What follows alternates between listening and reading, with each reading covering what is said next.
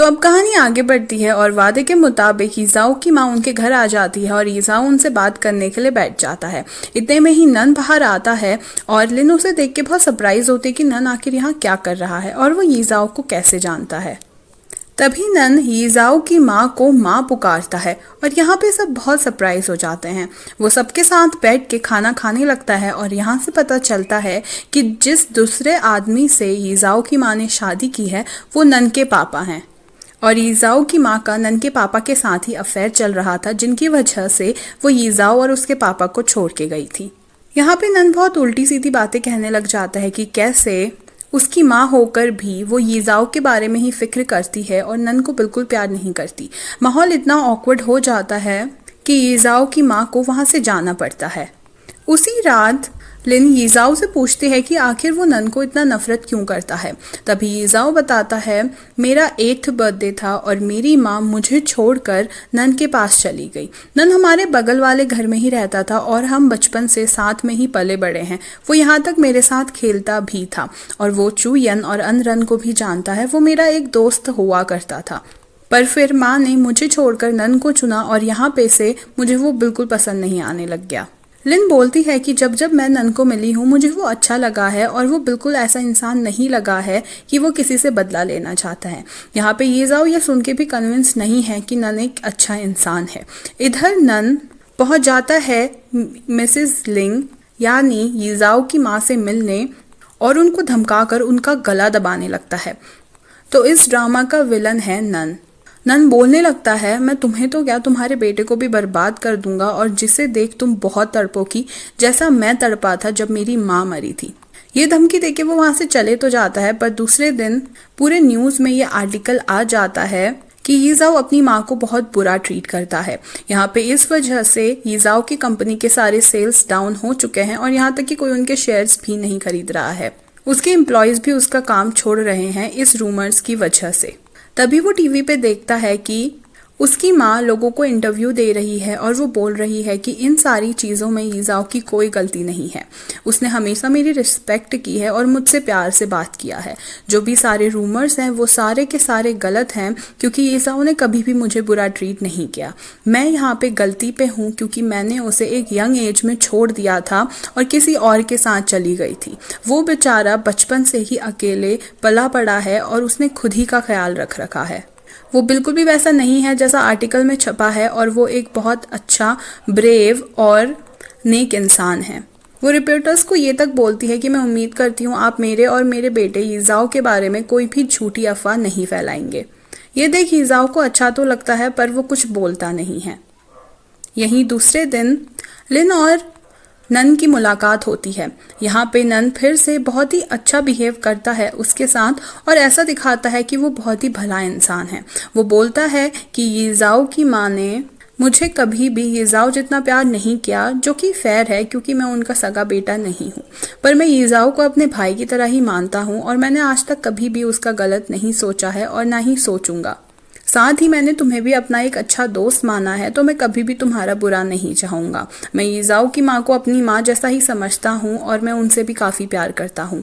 यहाँ पे लिन fully convinced है कि हाँ नन एक अच्छा इंसान है और यीजाओ उसके बारे में गलत सोचता है।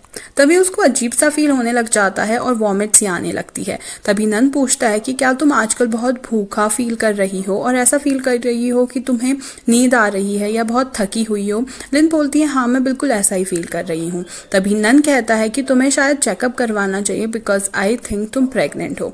जब वो घर जाके प्रेगनेंसी टेस्ट लेती है तो वो पॉजिटिव आता है। इसका मतलब वो सच में प्रेग्नेंट है। दूसरे ही दिन शूटिंग की बात करने के लिए फी भी वहां पहुंचती है और वो फी को इस बारे में बताती है। फी काफ़ी ज़्यादा खुश होती है कि अब जल्द ही वो आंटी बनने वाली है और उससे बोलती है कि तुम्हें हॉस्पिटल जाके अपना पूरा बॉडी का चेकअप कराना होगा क्योंकि ये इम्पॉर्टेंट होता है। जब वो हॉस्पिटल जाते हैं और उसका चेकअप करवाते हैं तो अल्ट्रासाउंड देख के अपने बेबी का लिन बहुत ज़्यादा इमोशनल हो जाती है कि वो अब जल्द ही माँ बन जाएगी। तभी इतने में ही उनको यीजाओ को कॉल आता है और वो पूछता है कि तुम ठीक हो ना, तुम्हारी आवाज़ में कुछ टेंशन सी दिखाई दे रही है और तुम इमोशनल लग रही हो। तभी वो बोलती है कि मैं ठीक हूँ पर फी की तबीयत खराब है इसलिए हम हॉस्पिटल आएंगे। दरअसल वो ये बात उसको उसके बर्थडे पे बताना चाहती है एज अ सरप्राइज कि वो पापा बनने वाला है। पर जैसे ही यीजाओ का कॉल कट होता है वैसे ही फी को मिस्टर वेन का कॉल आ जाता है और यहाँ पे लिन को पूरा डाउट हो रहा है कि इन दोनों के बीच में पक्का कुछ चल रहा है। दूसरे ही दिन सेल्स कम होने के वजह से यीजाओ को दूसरी कंपनी से बात करने जाना होता है दूसरी सिटी पे और वो उसे अकेला छोड़ के चला जाता है। वहाँ वो अपनी बिजनेस मीटिंग्स में भी लिन को बहुत ज़्यादा याद कर रहा है और लिन भी इधर अपने बेबी का पूरा ख्याल रख रही है, साथ ही यीजाओ को भी बहुत मिस कर रही है। वो बहुत एक्साइटेड है कि जब यीजाओ इस बारे में सुनेगा तो वो कितना ज़्यादा खुश होगा। तभी वो दिन आ जाता है जब यीजाओ घर आने वाला है और उसी दिन उसका बर्थडे भी होता है। वो घर डेकोरेट कर रही होती है कि तभी उसे कॉल आता है उसके ड्राइवर का कि आज वो उसको नहीं ले जा पाएगा एयरपोर्ट में क्योंकि उसकी तबीयत खराब है और लिन को खुद ही एयरपोर्ट जाना पड़ेगा यीजाओ को रिसीव करने के लिए। वो ऐसा ही करती है और थोड़ी ही देर बाद यीजाओ भी घर पहुंच जाता है। सब उसे सरप्राइज देते हैं और वो काफ़ी खुश होता है, पर जल्दी ही वो समझ लेता है कि लिन तो यहाँ पे है नहीं। तभी सब पूछते हैं कि दरअसल लिन तो तुम्हें लेने एयरपोर्ट गई थी पर वो तुम्हारे साथ वापस क्यों नहीं आई। यहाँ पे सबको शक हो चुका है कि लिन दरअसल गायब हो चुकी है, पर आखिर वो गई कहाँ। तभी हम देखते हैं कि लिन एक रूम पे बेहोश पड़ी है और इतने में ही वहाँ पे योंग टोंग खाना लेने के लिए उसके लिए आती है। यहाँ पे लिन बोलती है कि मैं कहाँ हूँ और मुझे कौन किडनैप करके लाया है, पर योंग टोंग अपना मुंह बिल्कुल भी नहीं खोलती। इतने में ही लिन को याद आता है कि यीजाओ ने उसे एक इयररिंग दी थी जिसमें ट्रैकर था, पर अभी वो उसके कान पे नहीं है। वो योंग टोंग से बोलती है कि कम से कम तुम मुझे इयररिंग तो देख सकती हो क्योंकि मैंने तुम्हारे साथ बहुत अच्छा बिहेव किया था, हम फ्रेंड्स थे, इतना तो तुम मेरे लिए कर ही सकती हो। और वो चालाकी से योंग टोंग से वो इयररिंग्स मांगती है। योंग टोंग भी झांसे में आ जाती है और वो इयररिंग्स लिन को लाके दे देती है।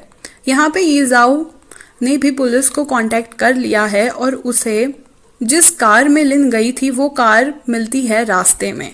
ना ही उसमें लिन है और ना ही उसमें लिन का फ़ोन और पर्स है। क्या ये रॉबरी हो सकती है? ये शक यीजाओ के दिमाग में आता है। इतने में ही घर पे पुलिस भी आ जाती है और यीजाओ को सिग्नल मिलने लग जाता है अपने फ़ोन पे जो कि लिन के इयररिंग एक्टिवेट करने की वजह से आया है। यीजाओ देख सकता है कि ये रिंग का सिग्नल उसके पड़ोस में से ही कहीं से आ रहा है। पर नन जिस रूम पे लिन को रखा गया है वहाँ का पूरा सीन मॉनिटर कर रहा होता है और योंग टोंग को इयररिंग्स देते हुए देख लेता है। वो उसी वक्त उसके सामने पहुँचता है और इसका मतलब नन ने ही लिन का किडनैप किया है। यहाँ पे लिन के आंखों से भी पर्दा हट जाता है कि नन आखिर कितना ज़्यादा बुरा इंसान है। वो बहुत सरप्राइज्ड होती है नन को देख के क्योंकि जितनी सारी बातें नन ने उससे कही थी उसके बाद तो लिन उसे काफ़ी ज़्यादा अच्छा इंसान समझने लग गई थी। उसे तो नन का ये साइड पता ही नहीं था। नन तभी उसके हाथ से इयररिंग्स छीन लेता है ये कह के कि तुम किडनैप हुई हो और तुम्हें इसे रखने की इजाज़त नहीं है। नन के हाथ में एक ट्रैकर डिटेक्टर होता है, उससे समझ आ जाता है कि लिन के हाथ में जो इयररिंग है दरअसल उससे तो यीजाओ को सिग्नल मिल रहा है कि लिन कहाँ है। वो उसे खींच के ले जाता है और यहाँ पे यीजाओ और लिन की कार बिल्कुल आसपास से पार होती है, पर अफसोस की बात है कि यीजाओ उसे देख नहीं पाता है और यहाँ पे लिन बहुत बुरी हालत में होती है। तभी लिन बोलती है मैं प्रेग्नेंट हूँ तो मुझे पानी चाहिए पीने के लिए और यहाँ पे योंग टोंग भी उस पर दया दिखा के बोलती है कि हमें कहीं पे रुक के लिन को पानी पिला देना चाहिए एटलीस्ट उसके बेबी के लिए। वो रुक जाते हैं कहीं पे और वहाँ पे से लिन बोलती है कि मुझे वॉशरूम भी जाना है क्योंकि प्रेग्नेंट वुमेन को ऑफन वॉशरूम जाना होता है तो मुझे भी काफ़ी ज़ोर से जाना है। नन उसको बोलता है कि ठीक है मैं भी तुम्हारे साथ आऊँगा क्योंकि मुझे तुम पे बिल्कुल भी भरोसा नहीं है, जैसे कि तुम काफ़ी ज़्यादा चालाक हो। वहाँ पे एक औरत पहले से होती है और वो नन को मना करती है क्योंकि ये लेडीज़ टॉयलेट है। तभी नन बोलता है कि ये मेरी प्रेग्नेंट वाइफ है और इसको हेल्प चाहिए, मैं डरा हुआ हूँ कि कहीं ये गिर ना जाए वॉशरूम में, इसलिए मुझे यहाँ पे आना ज़रूरी है। इतने में लिन के दिमाग में आइडिया आता है और वो बोलती है कि मुझे इस औरत से कुछ टिश्यूज़ लेने हैं। वो टिश्यूज़ मांगते वक्त उसके हाथ में पुलिस के नंबर का साइन बना देती है और अंदर चली जाती है। इतने में वो औरत पुलिस को कॉल भी कर देती है और पुलिस मौके पे पहुंच जाती है। उसके साथ ईजाओ भी होता है, पर बहुत ढूंढने पर भी उन्हें लिन नहीं मिलती। यहाँ पे नन भी काफ़ी चालाक है। वो जैसे कि ब्लैक एसयूवी में निकला था और सारे के सारे पुलिस ऑफिसर्स ब्लैक एसयूवी को ढूंढ रहे हैं, वो अपनी गाड़ी चेंज कर लेता है और एक ऑर्डिनरी सी वाइट सी कार में आगे बढ़ जाता है और ब्लैक एसयूवी को वहीं छोड़ देता है कि ताकि पुलिस वालों को बिल्कुल भी शक ना हो। इधर ये जाओ को कुछ भी नहीं सूझ रहा और फिर वो सोचता है कि शायद अनरन मुझे कुछ बता दे। वो अनरन के पास जाता है और यहाँ पे अनरन अरेस्टेड है और उसकी काफ़ी बुरी हालत है। वो अब एक लग्जूरियस लाइफ नहीं जी रही बल्कि एक क्रिमिनल की लाइफ जी रही है। तभी ईजा उसे बहुत कन्विंस करते हुए पूछता है कि क्या तुम्हें लिन के बारे में पता है, क्योंकि वो मेरी वाइफ है और उसके बिना मैं बिल्कुल भी खुश नहीं रह सकता। यहाँ पे अनरन के मन में अभी भी रिवेंज लेना है और वो बिल्कुल भी उसको नहीं बताती है कि इन सारी चीज़ों के पीछे नन है। बजाय वो ये कह देती है कि आखिर लोग क्या सोचेंगे कि एक जवान औरत किडनैप हो गई है और आखिर जब वो वापस आएगी तो उसने उस किडनैपर के साथ क्या किया होगा। तुम दोनों फिर से पहले की तरह नहीं जी सकते, क्योंकि तब तक का लिन की रेपुटेशन खराब हो चुकी होगी और लिन की वजह से तुम्हारी भी रेपुटेशन खराब हो जाएगी। यहाँ पे वो उसके गम पे बहुत ज़्यादा ड्रिंक करने लग जाता है और इधर चुयन उसका काफ़ी ज़्यादा साथ देता है, ये कहते हुए कि लिन बहुत जल्द ही मिल जाएगी तो तुम्हें चिंता करने की ज़रूरत नहीं है। वहीं एक दिन नन यीजाओ को लिन की अल्ट्रासाउंड रिपोर्ट भेज देता है और यहाँ पे पहली बार यीजाओ को पता चलता है कि लिन दरअसल प्रेग्नेंट थी। उसको अभी तक का इस चीज़ का कोई भी आइडिया नहीं होता है और अब वो और भी ज़्यादा फोकस्ड हो जाता है लिन को ढूंढने के लिए। तभी वो फिर से अनरन को जाके मिलने का सोचता है और वो उसे जाके मिलता है। वो उसे बहुत कन्विंस करता है, यहाँ तक कि वो उसको लिन के अल्ट्रासाउंड की रिपोर्ट दिखाता है, पर अनरन ये तक कह देती है कि अगर ये बच्चा मर गया क्या तुम फिर भी लिन को पसंद करते रहोगे। और ये जाओ बिल्कुल अपनी बात से नहीं हटता और वो कहता है कि फिर भी मैं लिन को इतना ही प्यार करूँगा। अनरन कहती है तो मुझे तुम्हारी हेल्प करने में फ़ायदा ही क्या है, चाहे कुछ भी हो जाए, चाहे मैं कुछ भी कर लूँ, तुम हमेशा ही लिन को ही पसंद करोगे, तो मैं तुम्हारी हेल्प नहीं करूंगी। यहाँ पे यीजाओ कहता है अगर तुम बताती नहीं हो तो मैं तुम्हें बता देता हूँ, दरअसल हमें पता चल चुका है कि इन सारी चीज़ों के पीछे नन है और नन ने ही ये सारी चीज़ें की है।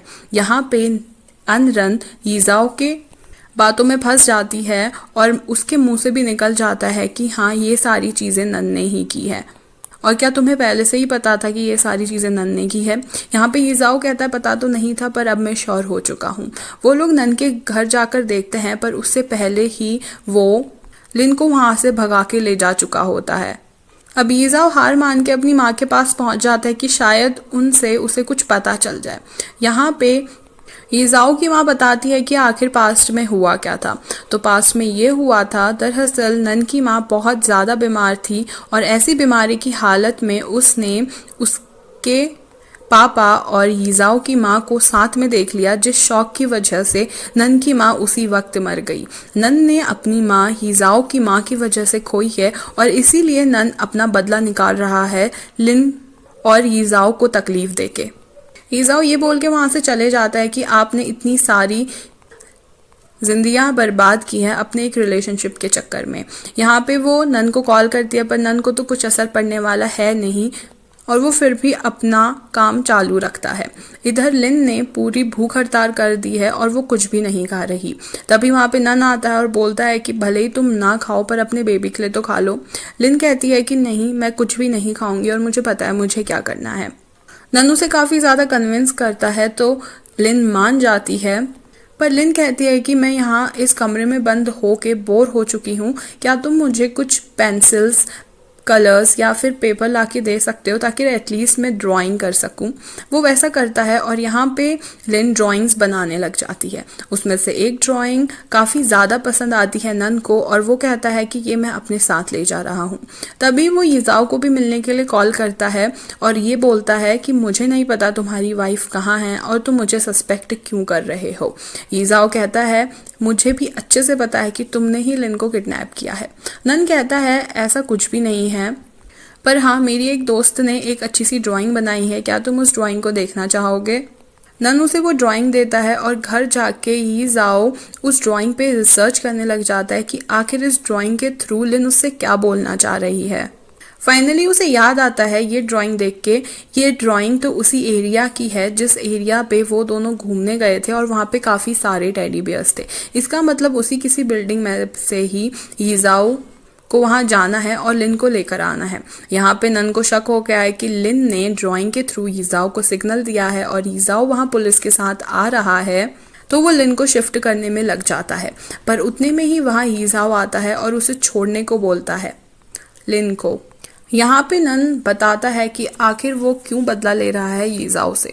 वो बोलता है कि तुम्हारी माँ की वजह से मेरी माँ मरी है और तुम्हारी माँ की वजह से ही मेरे बाप ने मुझे मेरे घर से निकाल दिया, क्योंकि मैं उनसे अच्छा बिहेव नहीं करता था। मेरे पापा ने तुम्हारी माँ और मेरे बदले में तुम्हारी माँ को चुना और मैं यहाँ पे माँ बाप होने के बाद भी अनाथ सा बन के रह गया। और अब मैं यही सेम पेन तुम्हारी माँ को भी दूंगा कि किसी को खोने का दुख क्या होता है। जब तुम लिन को खोओगे तब तुम्हें दुख होगा और तुम्हारा दुख देख के वो तुम्हारी माँ है उन्हें दुख होगा, जिसे देख के मुझे बहुत ज़्यादा खुशी होगी। वो गन निकाल लेता है और लिन को शूट करने की धमकी देता है। इसी वक्त यीजाओ भी उस पर अटैक कर देता है और हाथापाई में बंदूक आ जाती है नन के हाथों में। नन गन तान के लिन को शूट करने ही वाला होता है कि उसके सामने आता है यीजाओ और यहाँ पे यीजाओ को गोली लग जाती है। तभी योंगटॉन आगे कहती है कि आप जाओ और मैं ये सारी चीज़ें संभाल लूँगी। दरअसल योंगटॉन की भी यहाँ पे कहानी है कि योंगटॉन के पापा ने बहुत सारा कर्जा लिया था लोन शार्क से, और जब वो उस कर्जे को नहीं उतार पाए तो उन्होंने योंगटॉन को उन लोन शार्क्स के पास बेच दिया। योंगटॉन वहां से भाग के तो आ गई, पर वो लोन शार्क उसके पीछे पड़ गए पैसों के लिए। इस टाइम पे नन ने योंगटॉन का सारा कर्जा उतारा और नन को वो पसंद करने लग गई। तभी वो नन का इतना ज़्यादा साथ दे रही है। यहाँ पे यीजाओ को गोली लग चुकी है और उसको इमीडिएटली हॉस्पिटल ले जाया जाता है और वहाँ पे डॉक्टर बताता है कि उसकी हालत काफ़ी ख़राब है। बुलेट तो उन्होंने दिल से निकाल दी है, पर इस शॉक की वजह से उसका ब्रेन डैमेज भी हो चुका है और अब ये मुश्किल है कि वो वापस होश में आए। ये कोई मिरेकल से कम नहीं होगा अगर वो होश में आ जाता है। यहाँ पे ये बात सुन के लिन तो बस रोने ही पड़ती है कि तभी वहाँ पे आके मिस्टर वेन उन्हें बताता है कि भागते वक्त नन की कार का एक्सीडेंट हो गया है और शायद नन अब मर चुका है, क्योंकि पुलिस वालों को उसकी डेड बॉडी भी मिली है। पर वो इतना ज़्यादा भयंकर एक्सीडेंट था कि उसका चेहरा पहचान में नहीं आ रहा। इधर लिन काफ़ी ज़्यादा ट्राई कर रही है कि यीजाओ कैसे ना कैसे करके होश में आ जाए। वो उसको अपनी वेडिंग रिंग दिखाती है, यहाँ तक कि एक छोटा बेबी टॉय लाके भी उसके सामने खेलती है, पर उस पर कुछ असर नहीं पड़ता और वो होश में नहीं आ रहा होता। इतने में मिस्टर वेन वहाँ आकर बताते हैं कि यीजाओ की माँ एक धोखेबाज निकली। यीजाओ की बीमारी का फायदा उठा के वो पूरी कंपनी को टेक ओवर करना चाहती है और वो यीजाओ को हटा के खुद कंपनी की डायरेक्टर बनना चाहती है। लिन को ये बिल्कुल सहन नहीं होता और वो बोलता है कि मैं जाके यीजाओ की जगह वो बोर्ड मीटिंग को अटेंड करूंगी और यीजाओ का पूरा साथ दूंगी। बोर्ड मीटिंग शुरू हो जाती है और यहाँ तक कि मिस्टर चू की जगह चूयन वहाँ पर आता है।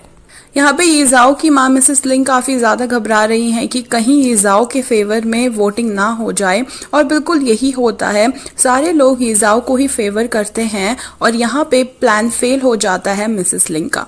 बाद में लिंग पूछती है कि आखिर कोई माँ ऐसे कैसे हो सकती है, कोई अपने बच्चे के लिए इतना बुरा कैसे सोच सकती है और कोई इतनी माँ सेल्फिश कैसे हो सकती है।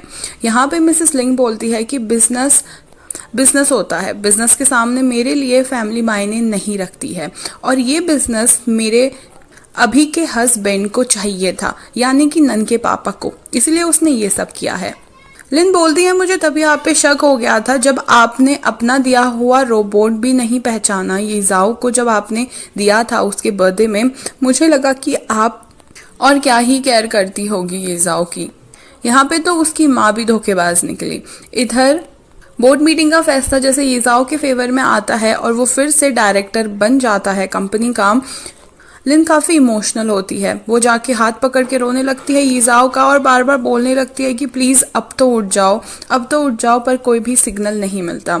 यहाँ पे लिन को गुस्सा आ जाता और बोलती है वो कि अगर तुम नहीं उठे तो मैं दूसरे लड़कों के साथ जाऊंगी डेट्स पे, और यहाँ तक कि मूवीज़ पे किसिंग सीन भी शूट करूंगी। मैं छोटे छोटे कपड़े पहनूंगी और बहुत बुरे सीन शूट करूंगी दूसरे आदमियों के साथ। इतना कहते ही ईजाओ को इमोशनल स्टिमुलेशन होता है और वो फाइनली होश में आ जाता है। डॉक्टर इनको बताते हैं कि ये ईजाओ खतरे से तो बाहर आ चुका है, पर उसका ब्लड सर्कुलेशन अभी बॉडी पे अच्छा नहीं है, तो उसका ख्याल अभी भी थोड़ा बहुत रखना होगा। वहीं एक दिन दोनों बैठ के बात कर रहे होते हैं कि ईजाओ बहुत सैड होता है और लिन समझ जाती है कि ईजाओ को अपनी माँ की करतूत के बारे में पता चल चुका है। ईजाओ बोलता है कि पहले मैं तो काफ़ी दुखी होता था कि मेरी माँ इस टाइप की है, पर अब मुझे लगता है कि वो भी एक ह्यूमन ही है और वो भी सेल्फिश हो सकती है। हर किसी को अपनी माँ का सेल्फलेस लव नहीं मिलता है।